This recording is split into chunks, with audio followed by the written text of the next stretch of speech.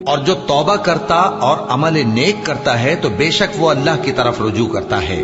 اور وہ جو جھوٹی گواہی نہیں دیتے اور جب ان کو بےہودہ چیزوں کے پاس سے گزرنے کا اتفاق ہو تو شریفانہ انداز سے گزرتے ہیں، اور وہ کہ جب ان کو ان کے پروردگار کی باتیں سمجھائی جاتی ہیں تو ان پر اندھے اور بہرے ہو کر نہیں گرتے